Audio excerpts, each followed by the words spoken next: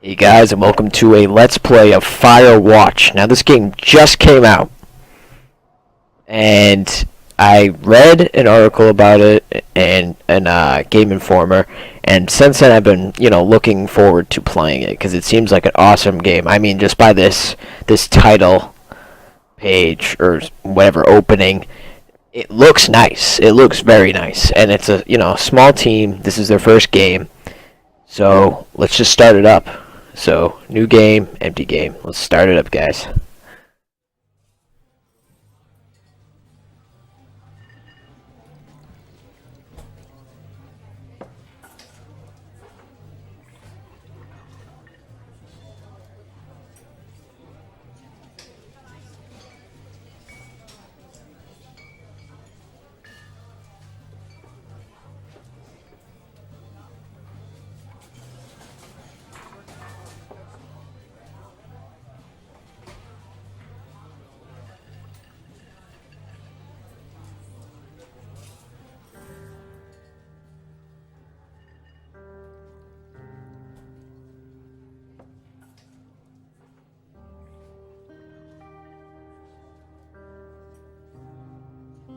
Oh god.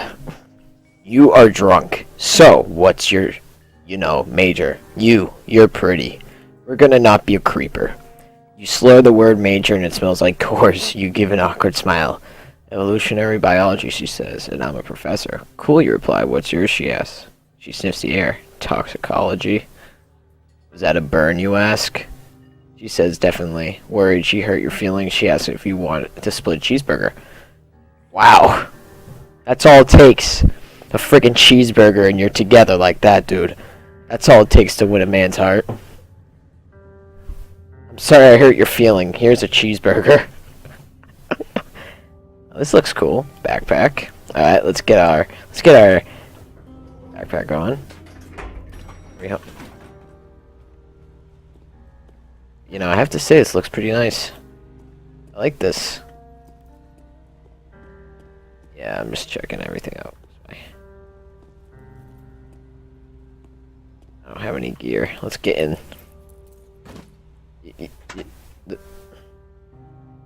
The doors open. The he date her for over a year. She drives you absolutely nuts. It's great. That is always great. You move in. You share an apartment near the school with a view of the mountains. You two drink beers out on the deck. You drink beer just about anywhere. Life is good. Julia wants to get a dog. Dude, I'll always get a dog. There is a scruffy, undersized beagle Julia is in love with. She wants to bring it with her to class. Also, an intimidating but gentle-eyed German Shepherd. Nothing bad could happen to Julia while walking this dog. It's badass.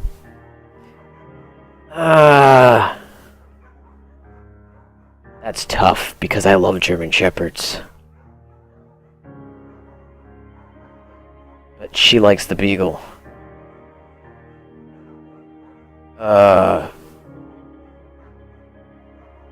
Nothing bad could happen to Julia, though. Sorry.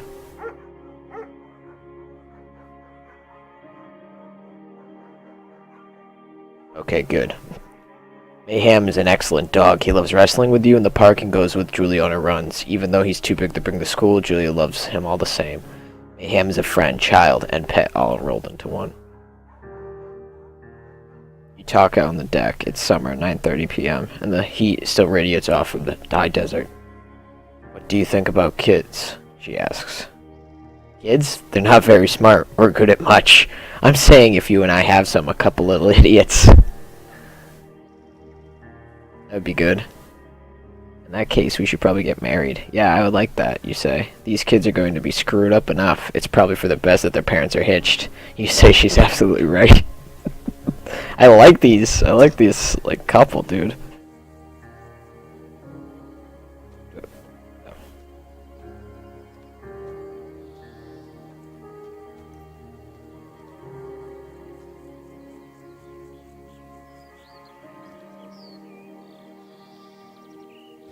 What's that?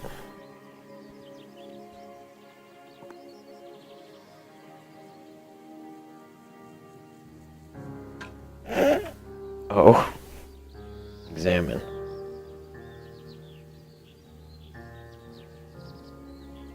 Put on.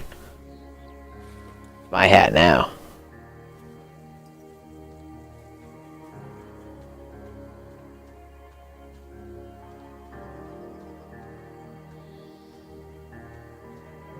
I got a hat, guys. Okay, I guess we continue walking down this path.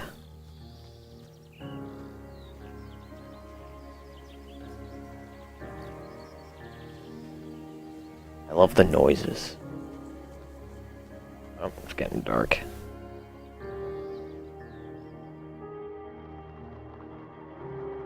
It's a Thursday night and Julia is 4 hours late. She doesn't call. You're worried and getting angry about a minute. She walks in after you've gone to bed.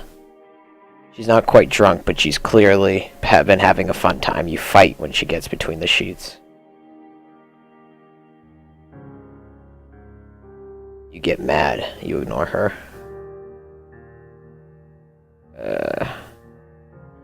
Get mad. You call her an inconsiderate asshole. She tells you to fuck yourself and not be such a baby. You call her selfish. She knows you mean it, and it hurts her feelings. Julia still likes to draw. She draws plants from her research. She draws all the places you go. She draws you. You look awesome.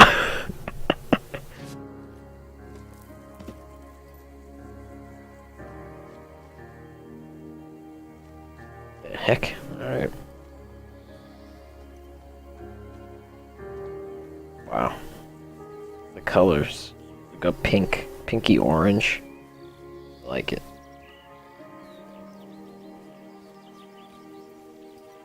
Two forks, fire lookout. Base bar. Wow, did that really tire you out that much? During the summers, you and Julia enjoy walking Mayhem at night. There's a festival in town, and it brings folks from faraway places. One of them tries to mug you with a knife.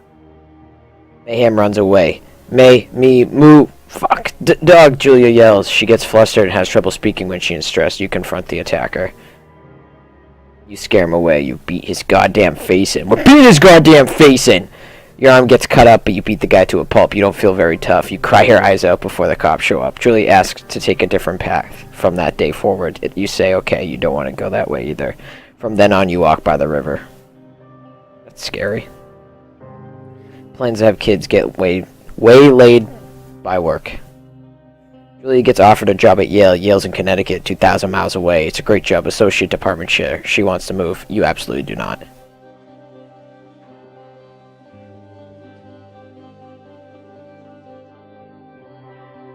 You ask her if she'll commute back and forth. You don't want to move to Connecticut. She says that'll be hard, but she'll do it if you won't move. You tell her not to pass it up if that's what she wants. I would move with her. Julia is sent home from Yale on paid leave after having an episode. She lost it on a colleague for borrowing books that were important to her research. She didn't remember she had happily loaned them to him just 2 days prior. She was found crying in the stairwell. You say that maybe you guys should talk to someone about it. You make macaroni and cheese. Now we're gonna try to talk about it. After seeing multiple doctors and having many tests, they are worried that Julia might be suffering from early onset dementia. She is 41. It's really sad.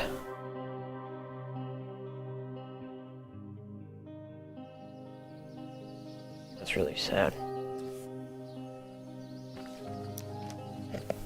Is that me? It's funny. Mayhem is getting older. He's got silver hair down his back and slows down at night. You and Julia walk him to the bar to see your friends, and it feels like nothing has changed. Julia goes back to the university. Julia's affliction gets worse. She can't remember things in class. Her research is in shambles. She drives her car to the next town over for no particular reason, and is to be brought home by the police. She is devastating. She is sent home on permanent medical leave. Some days you get the Julia who calls you a dope and your unborn children little idiots. Other days you get a stranger. She pulls you into bed to make love. After 5 minutes she goes into a panic, believing her dad is at the door. You tell her family they are crushed and begin to make trips to and from their home in Australia to visit her. For a while your friends come by with little things to brighten the day. She gets worse. You spend your days following Julia around the house. You count the seconds between the 2 weekly visits from Daniel, the nurse. He suggests that Julia could live somewhere else, somewhere with 24-hour care, a home. It sits with you for a couple of months. You decide to move her until a full term. You determine to take... Nah, I take care of her by myself. Whenever anybody goes in those places, they just get worse. Just get worse. It's really sad, but they do. God, this is giving me the feels.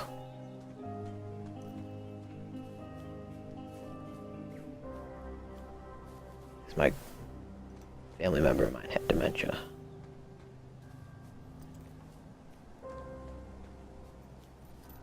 It's really sad. And the dog getting old. I'm gonna be sad because I know the dog is gonna die soon. I'm gonna cry. Guys, I can't handle dogs dying. It's my worst. I can't handle that. A deer. Hi. Hey, what the heck was that? That was majestic. It is impossibly hard. The worst is when you get mad at her, like when she tries to cook her own food. You can't do anything without her, and she can't do anything without you. When she goes to sleep, you stay up for a few hours, drinking on the deck, watching baseball in the summer, college basketball in the winter, drinking then too. You start going out after you put her to bed. The first time you do it, you worry about her getting up and walking around while you're gone. You put a chair in front of the bedroom door. You trust that she sleeps like a rock. You put you put a chair. You go to the same bar at the boring end of Pearl Street. It's nice over there. Over time you tell Sheila, the bartender, everything. It's a huge way off. You're home and in bed by 1 a.m. A couple of nights a week. You look forward to those nights. One night you were stopped at the DUI checkpoint. You blow a .10 and are taken to jail for the night. You consider trying to hide it, but you tell your sister-in-law, Susan. Julia's parents take the next plane from Australia. They can't believe the state your house is in.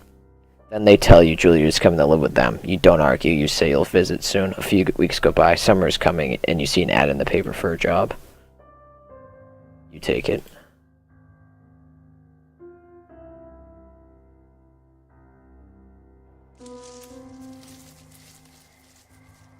Enter the lookout tower.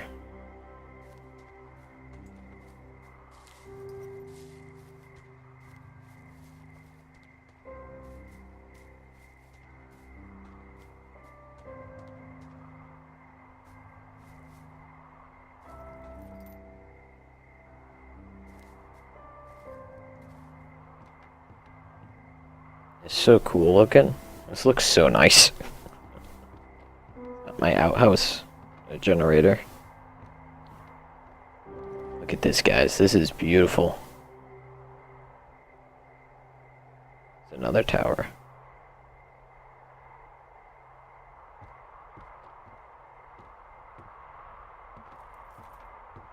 Wow.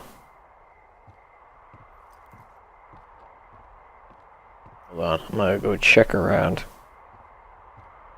Maybe this... No, there's nothing. I can hope. Okay, let's go in the door. Turn on the power.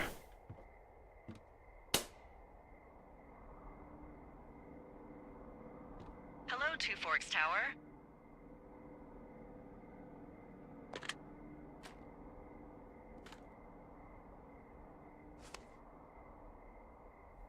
Left shift. Well, first I'm gonna check out thing. App table. Florida.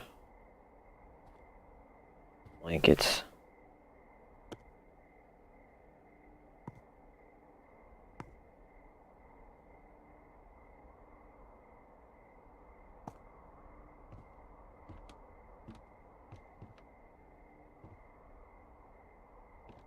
Nice.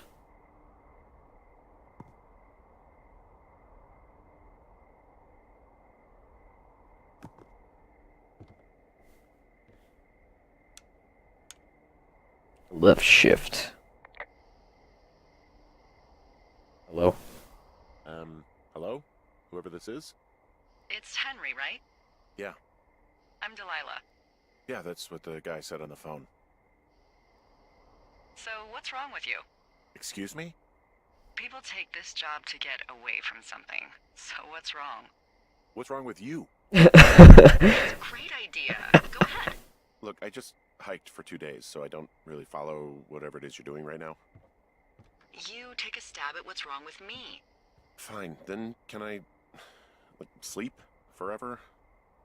Sure, buddy. Okay, now go ahead.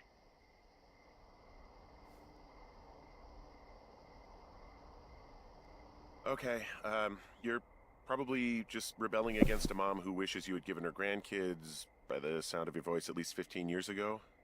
You come out here and it really grinds her gears and you love it. Can I sleep now? Well, she also says I fuck immature men, but in my defense, who wouldn't want a 28-year-old with ambition and energy and some fire in his belly in bed? Me, I'm going now. Me. Just a second, now it's my turn. Okay, good night, bye. Let's see. I don't know anything about you, but 9 times out of 10, folks out here simply got dumped. Oh, is that it? Close? Good night. Good night. Welcome to the job. And there it is, guys. Firewatch. Day 1.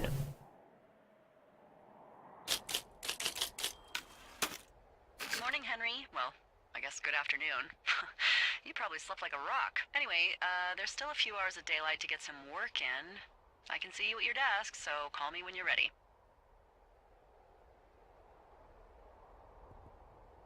Alright, guys. Well, I'll see you in the next one. Thanks for watching, and I hope you enjoyed this video.